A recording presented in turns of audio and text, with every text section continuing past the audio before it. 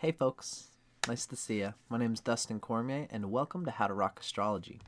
Today we're going to be reading from a few books, learning a little bit about the having any aspect between Pluto and Mercury in particular. So you might resonate with this reading even if you have Pluto in the sign of Virgo or Gemini, because Mercury then becomes the Pluto Lord, because Mercury rules Gemini and Virgo. Aspects I would generally consider. I'm a tropical Vedic astrologer, so I'm combining Western astrology with Vedic astrology. In Vedic astrology, Pluto doesn't have any given aspects. Each planet has its aspectual style. With this case, I would consider generally that Mercury works by trines in Vedic astrology. Squares are not as much of a thing, although they can be in a way. So whatever system you use is going, if you feel like you have an aspect of Pluto to Mercury, whether it's a sextile for you as a Westerner, we're actually going to go through some Western aspects in the Jeffrey Wolf Green way.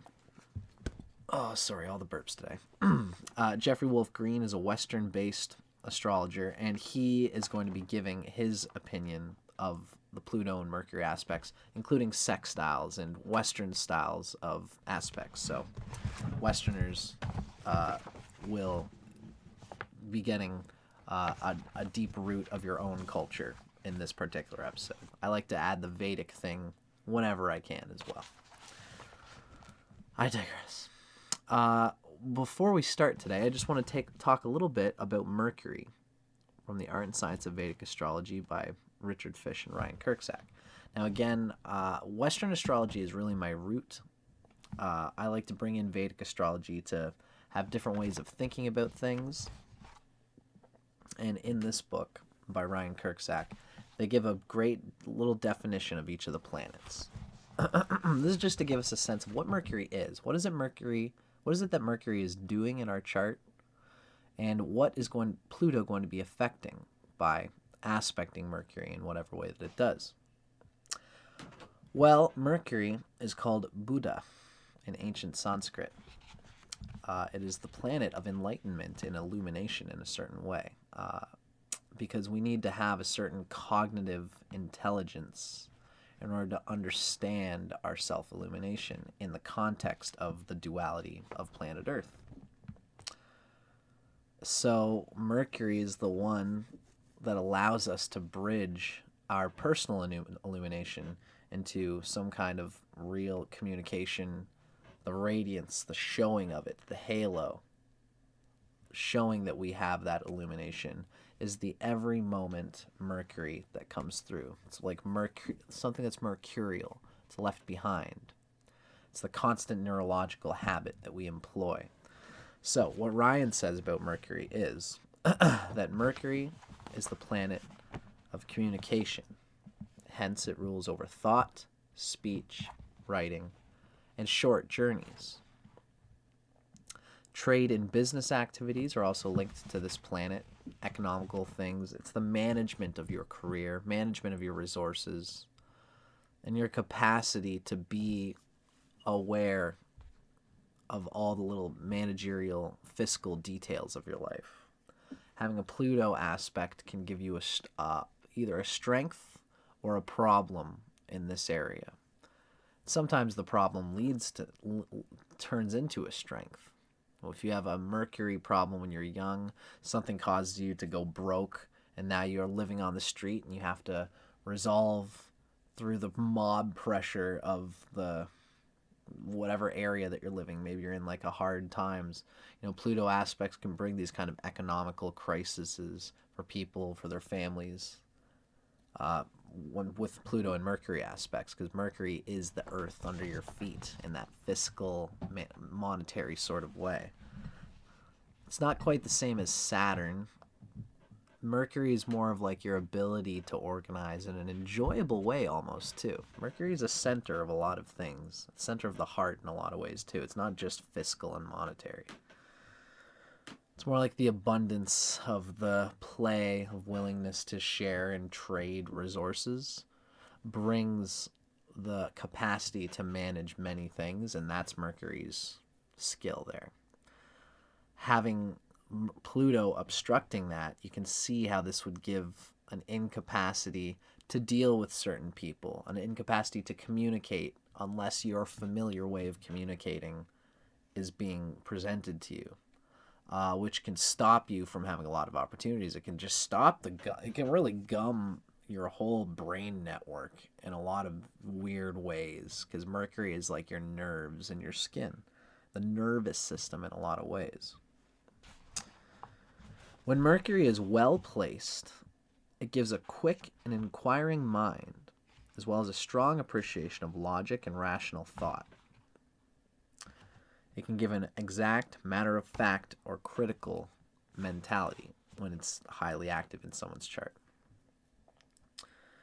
So whether it's a strong influence or not in your chart, Mercury, when it's well placed, gives you a quick and inquiring mind and a strong appreciation of logic and rational thought, things being applied with reason, with deductive scientific faculty, and with rational reason generally.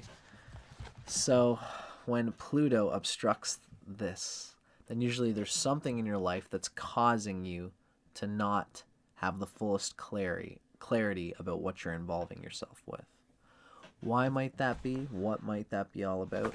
We're going to start picking away at that through our next author. So, I'm just checking my teching right now. Yeah, okay, good. Just gotta check my sound once in a while. Now that we've gotten a little bit of sense of what Mercury is exactly, we're going to delve a little bit further by going into Pluto in aspect to Mercury. And this, of course, is coming from Pluto, The Evolutionary Journey of the Soul by Jeff Green. This video is a continuation on our series talking about Pluto in all the signs and in aspect to other planets. So without further ado, this is my reading of Pluto in aspect to Mercury. What Jeffrey Wolf Green tells us is, in general, Pluto-Mercury contacts have promoted necessary intellectual confrontations with others in the past. Pluto is very much a planet of past and of having deep impressions of this constantly recurring theme and pattern because you're so blind to it. It's like it's the one thing that you ignore so much that's bound to just keep hitting you in the forehead 1,000 times until you figure out what it is that you're not doing there. But there's so much energy being clogged behind that clog because it has to do with your basic identity, your ego. Something traumatic in your life has caused you to put a barrier between yourself and the clarity and reality that Mercury is trying to jangle through. Pluto will make confrontations with this over time, repeating your expressing your lack of concentration or proper conception of things. Pluto will obliterate the walls to your conception that you're deceiving yourself about this or that reality in your life. And for better or worse, if this is an ill-placed Mercury in a traumatic situation, it's close to Pisces where it's debilitated. It's got aspects from Mars, its enemy, or from the moon, its enemy. Then this Mercury will not have it will not grow through this traumatic, oppressive thing. It'll just find ways to get across it. You know, if the Mercury is in Cancer, where the moon sucks out, the moon's emotional nature sucks out Mercury's discernment. So Moon and Mercury might be an emotionally heavy person, especially if there's a Pluto aspect to that Mercury. Something traumatic in your past life is obstructing you from using that Mercury because of the Pluto influence. And the moon energy is saying, you know what, we don't really need to deal with that because I need to feel good, and that's more important than me being rational and logical. In Vedic astrology, we say that the moon starves or makes Mercury thirsty for its power. I digress.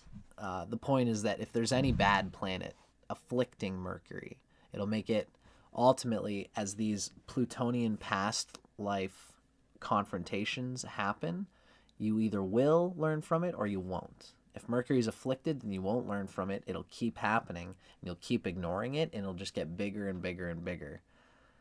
Whatever it is that's that hole in your pocket, in your wallet, in your language, in your love life, whatever it is that Mercury is holding down, its power is holding down for you. If it's ill-placed, then Pluto will decimate it even further until you can start to get a grip on what it is, the black spot in your eye that you keep ignoring in those little detailed moments of every moment of life. So in general, as Jeffrey Wolf continues, Pluto-Mercury contacts in the past have promoted necessary intellectual confrontations with others. This is particularly talking with others, trying to talk. It's other, especially Pluto brings energy from the world, mob, gangster, seeming energy from the outside world. So what'll happen with Pluto and Mercury too, what's being said here is that you'll have confrontations with other people about intellectual things, basic conceptions of reality, in order that rigid and fixed ideas in your mind could be reformulated, transformed, and expanded. So individuals with Pluto aspected by Mercury, such as yourself, have linked much of their emotional security, it's Pluto, emotional security and stability, to their ability and need to intellectually organize reality in a way that reflects their ultimate beliefs and values. Some pressure, whether it's emotional, whether it's survival or what have you, has caused them to, okay, I need to organize my reality in this way for survival's sake. Because emotional security is connected to an intense power of intellectual organization, these people tend to defensively and compulsively maintain their ideas. To change an idea, to consider something in a different way, is to risk emotional insecurity and a sense of powerlessness. The evolutionary need has been and is for confrontation. Anything that is relatively fixed will stagnate and prevent further growth. Confrontation forces these individuals to rethink or re-examine their most cherished opinions, whether they want to or not. Commonly, these individuals have intense powers of mental concentration. This ability allows them to penetrate to the bottom line of anything they turn their mental gaze upon. By analyzing and focusing upon the bottom lines, they can determine the inherent structure, the essence of whatever it is that they're examining. Yet, the interpretation of that which is being examined will always reflect the individual's pre-existing beliefs. Their pre-existing beliefs. And this belief system creates a filter. That which is being examined, studied, or analyzed will be rejected if it does not in some way reflect what the individual already thinks is true or false, or the way that they're used to conceiving about things, the way they deeply, traumatically want to conceive of things. In other words, the individual will not allow the information to penetrate. To do so would be to challenge pre-existing beliefs and to undermine the sense of security which is bound by the individual's opinions and ideas as to the nature of things. On the other hand, if the individual desires to learn more, and if the experience also supports pre-existing beliefs in some way, then he or she will methodically and thoroughly take in that information. It will become his or her knowledge through the osmosis effect of Pluto. So there's this like resistance to not knowing, and also at the same time this resistance to knowing things new. It's like you want to know, you want to be comfortable in your comfort zone of knowledge. You want to feel like you know enough that you need to know.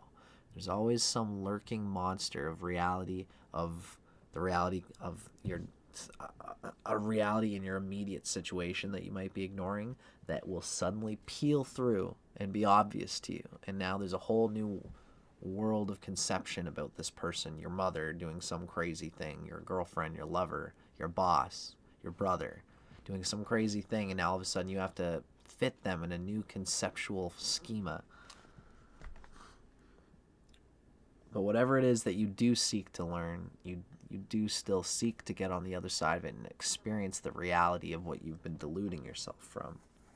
That's why through whatever way you do it, you will, through osmosis, get the knowledge that you seek, although it can be painful. It is very important to examine the actual nature and condition of Mercury itself. This is true of any aspect with Pluto. What house and sign is Mercury in? What kind of aspect exists between Mercury and Pluto? Is it a trine? Is it an opposite? Is it conjunction? Mercury, by nature, is curious about everything. Mercury wants to experience intellectually many things, and it wants to communicate its knowledge to others. It wants to enter into intellectual discourse with others. Mercury wants to learn, and it wants to organize intellectually that which it is experiencing in a logical way to make connections. So, two very extreme effects can occur when Pluto aspects Mercury. On one hand, the individual may totally preclude intellectually experiencing anything new that does not reflect what he or she has already feels to be worthy or useful to pre-existing interests in life. I worded that a little bit weird, but I'm going to say it again. But it's almost as if to say that before you can embark on anything intellectually interesting or new, or for something to be interesting, it has to be kind of a little bit close to what you're into, but also be new, a variety, something different. Now, one of the effects of Pluto and Mercury is that you won't delve into anything unless you already feel it to be worthy or precious. Okay? So this is what this is saying. I'm going to say it again. On one hand, with Pluto aspect to Mercury, two things can happen. On one hand, the individual may totally preclude intellectually experiencing anything new that does not reflect what he or she already feels to be worthy or useful to pre-existing interests in life. This extreme would promote a narrowness of intellectual focus. With respect to communication, the individual would not communicate to anyone unless there was a reason or purpose to do so. There would be no unnecessary communication or idle chit-chat. And when this individual did communicate, it would be to the point, no mincing words. The tone of communication would be emotionally powerful, almost hypnotic in effect, as the strength of the soul would be reflected in the individual's intellectual convictions and opinions. The strength of the soul, that's the Pluto's depth of many, many, many neurological and genetic impressions of so many painful experiences, traumatic, enlightening, and blissing, Plutonian-charged experiences throughout many lifetimes. The intellectual mouth communication, neurological, synthetic synapse network of the mind is lit up with this kind of data about oneself and about how other people are. And each word can be compacted with that same sense, the sensation of all that data. So, there would be no unnecessary communication or idle chit-chat. The individual would not communicate to anyone unless there was a reason or purpose to do so, because it feels so heavy for them. And when this individual did communicate, it would be to the point, no mincing words. So I know we just kind of said that. I'm just kind of reiterating a few things. And so, yeah, this is the one side of it, is that, you know, this person would be emotionally powerful, almost hypnotic in effect and in their communication, as the strength of the soul would be reflected in their convictions and opinions. Now, on the other hand, the individual's intellectual... On the other hand, the individual would be intellectually open to everything. This is the other extreme, when they're not so heavy and swagger about it.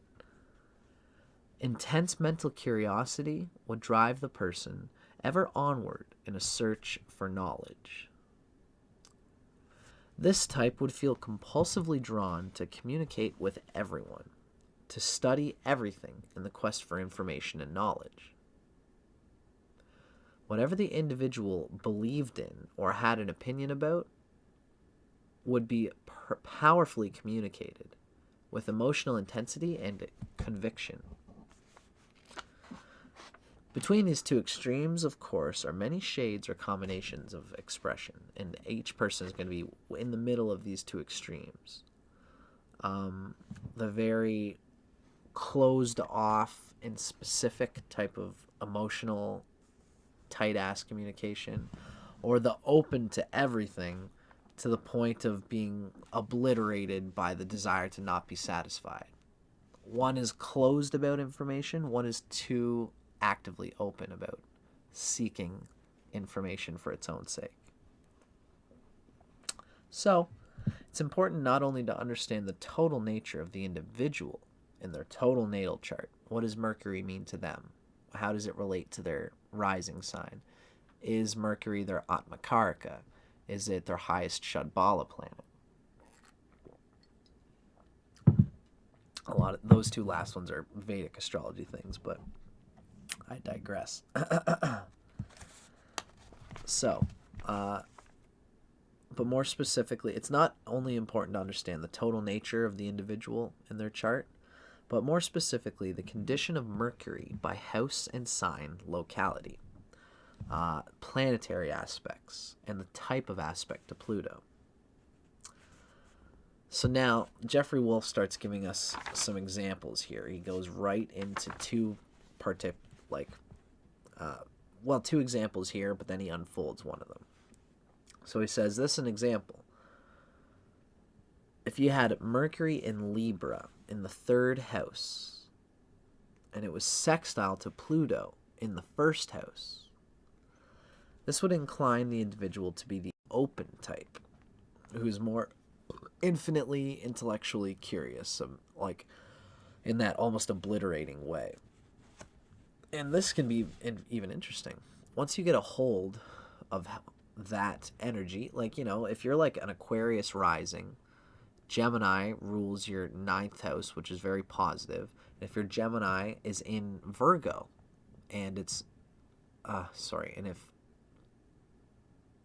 you're an Aquarius rising, and Mercury is in, I mean, we can even go with this example, say Mercury is in the sign, sorry, I'm going to stick with my train of thought here. You're an Aquarius rising, and Gemini rules your 9th house. So that means that Mercury rules your 9th house, and that's a good positive thing. And Mercury is in Virgo, meaning it's exalted. Now, if Pluto is opposite to that Mercury, like that's a very good, auspicious Mercury. You know, let's say it's got a trine to Venus or something like that. It's got all this auspiciousness. Um, the main point is that if Pluto was opposite that Mercury, being in Virgo, and it's the ninth lord of the Aquarius rising, then this is a Mercury which is well placed and it's strong. So this open curiosity of Pluto being sextile. Sorry, I'm being like completely ridiculous in my own Mercury right now. What I'm trying to say here is I should stick to his example, because he's saying that the Mercury in Libra is sextile to Pluto in the first house, and this would incline them to be the open type. The Mercury is in Libra, so let's say it's got a trine from Venus, and let's say that trine to Venus is in, another air sign. And the point here would being that with this open type, if the Mercury is well placed, this infinite obsession with gaining knowledge could be used positively to actually help you. You could use this knowledge. You'd probably get way more knowledge than you need. You still have an obsessive compulsive desire about it. But if Mercury, this could open a door for lots of knowledge and a powerful sense of the conviction needed to be a good philosopher, a good writer, or something like that. Or if this open style of Pluto with Mercury is bad, let's say the Mercury was in closer to Pisces and it was sextile Pluto, and it had an aspect from Saturn, then this Mercury would still have the open conception. It would still be the person who's looking to get all this type of information. But it'd be so much information, so much junk, an obsessive compulsion for trying to escape into data that really is not useful to anybody. It means nothing. A whole lot of feathers and not much chicken. So the open type of Mercury-Pluto aspect can be for good or bad. The closed type of Mercury-Pluto aspect can also be good or bad. It depends on the context of the planet. I feel like that was a whole spiel. I feel like I should just shut up and read my writing, read the book. You guys are here to read Jeffrey Wolf Green, and I'm going to give you that right now instead of me just squawking.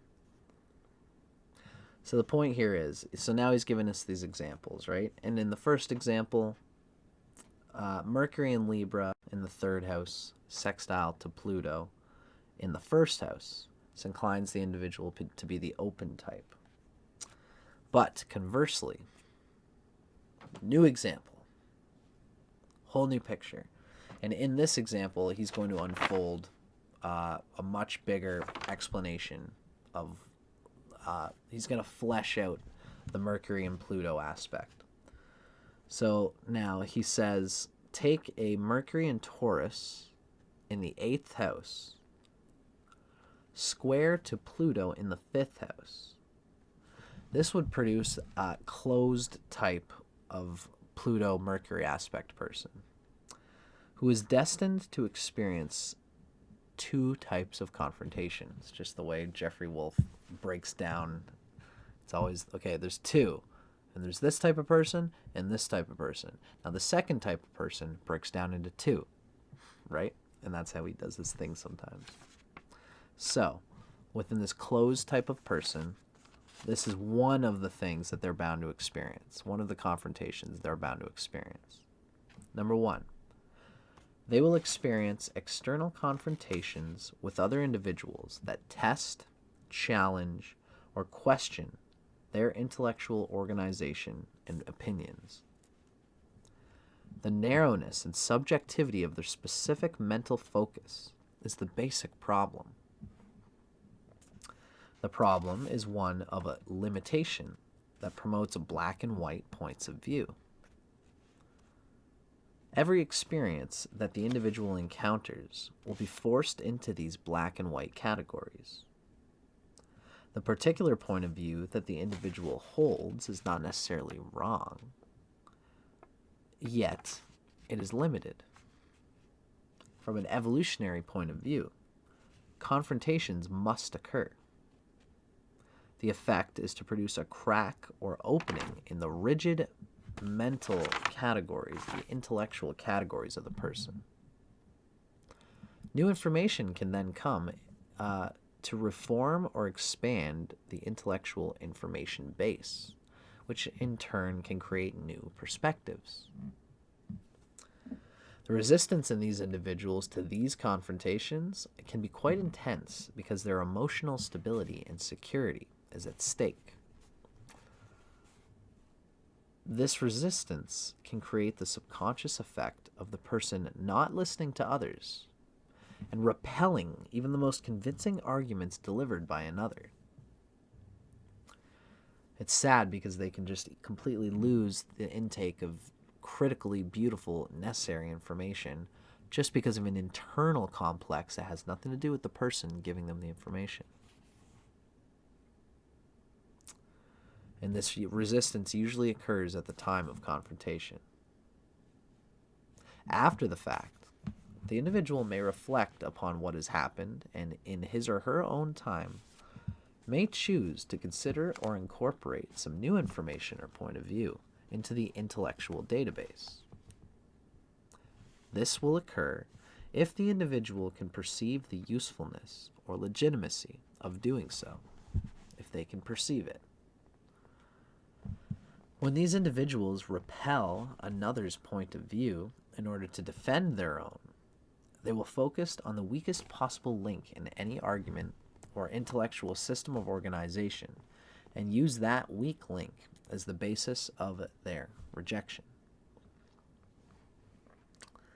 Now, this is the second thing the second type of confrontation that the closed Pluto Mercury person is bound to experience. Number 2, the black and white intellectual system can also implode from within. The person will cyclically experience times in which his or her way of intellectually understanding him or herself, others, and life does not work. A loss of perspective occurs. In these cycles of intellectual implosion, the person will desperately reach out for new information or ideas that can create or lead to a new perspective for understanding the basis or nature of whatever problem is at hand that created the necessity of this implosion. Now, with the open type of individual, the confrontations will occur with respect to their inability to commit themselves to any specific point of view beyond a certain duration in time. Becoming lost to their own internal revolving door of mental perspectives, these individuals can see the relevancy or legitimacy of all points of view, and they can sympathize with all of them.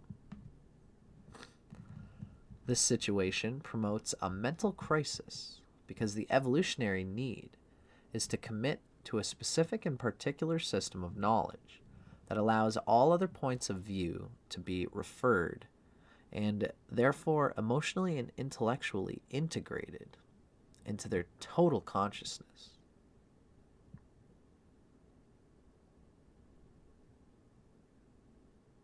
I'm just going to say that again because I feel like I might have lost it. So they become lost to their own internal revolving door of mental perspectives, and they can see the relevancy or legitimacy of all points of view. This situation promotes a mental crisis because the evolutionary need is to commit to a specific and particular system of knowledge that allows all other points of view to be referred and therefore emotionally, intellectually integrated into their total consciousness.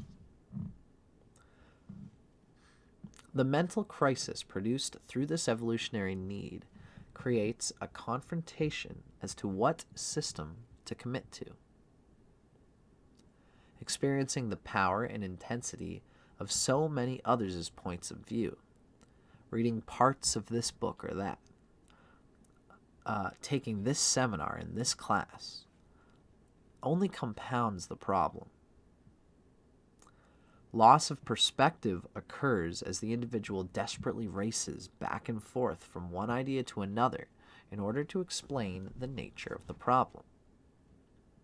Or, engaging in a conversation, the individual will compulsively take the other side of any argument or exchange in order to prove the usefulness of another point of view. What to believe, what to think, and how to think about it become major dilemmas for this person. The evolutionary solution in this situation is to choose any system with which the individual naturally resonates or on an emotional level. By choosing one system, clarity of thought and perspective will follow, which in turn will promote greater emotional stability and security.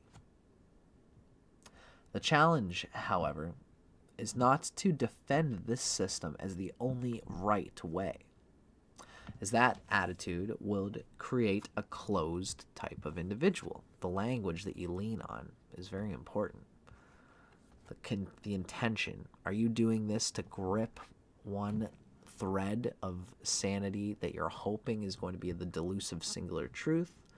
Or are you seeing the bigger picture here, which is that you need to pick one for now, digest it fully, and actually eat the meal so that you can hold off until lunch, which is the next, maybe you could change your perspective. Someone could come along and tell you something completely different that makes you think about it in a whole new way.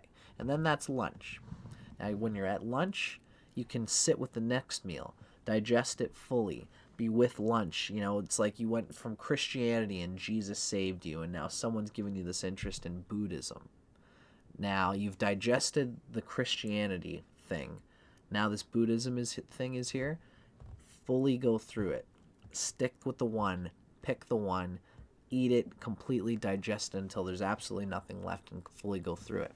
Then when someone comes along and tells you about Taoism or psychedelia or science or some other type of extreme dogma, you can still take the best of the ones you've come from and integrate it into the new stuff so that, you digest lunch and then you go to dinner. The last thing you want to do is be thinking about lunch while breakfast is still in your mouth, because that's how you lose the integration period, the principle of all the knowledge that you're trying to absorb into one final answer. Because the final answer is within all those forms, but in pieces. You can't see the full picture unless you digest all the 10,000 bits of information. So, this is why by choosing one system, clarity of thought and perspective will follow, and this will in turn promote emotional stability and security. But you can't defend the system as the only right way, because that'll close you off from new data. The challenge is simply to commit to and absorb one system and to use it to generate an intellectual and emotional cohesion.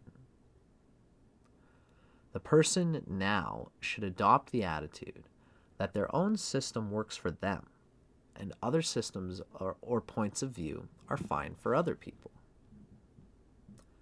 Rather than defending or arguing, the person can now use his or her own intellectual power base as a foundation for sharing ideas.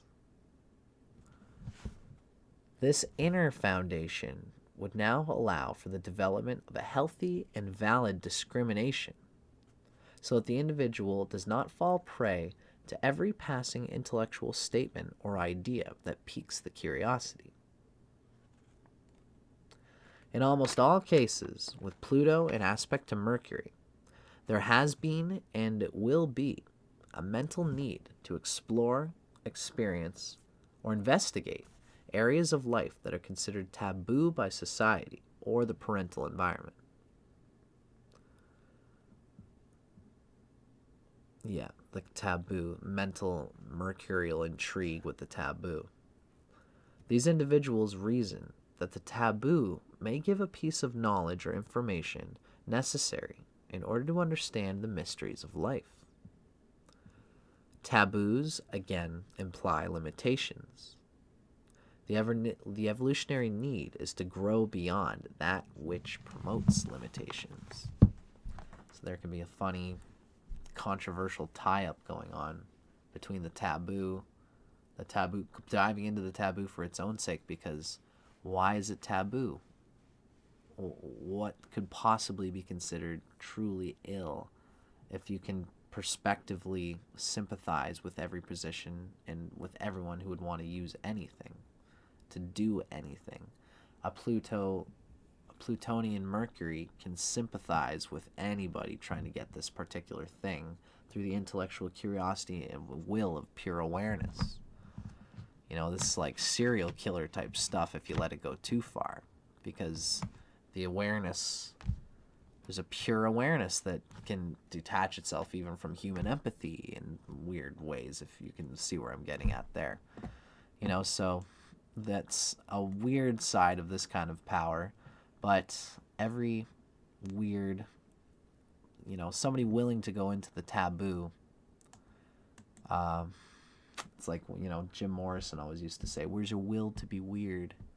Weird is the way out of whatever the collective humanity is stuck in. Whatever is familiar, if it doesn't work for you, then weird is the way out of whatever you're stuck in. And that can make for, you know, this type of person can get a language pool and integrate and develop a whole new system of language and thinking so that they can show their taboo thoughts to others in ways that everybody can look at and see and mix around without saying, this isn't necessarily my thought. That's not necessarily going to say that I'm thinking about things in this way, but look at the way the slinky moves. Isn't it interesting?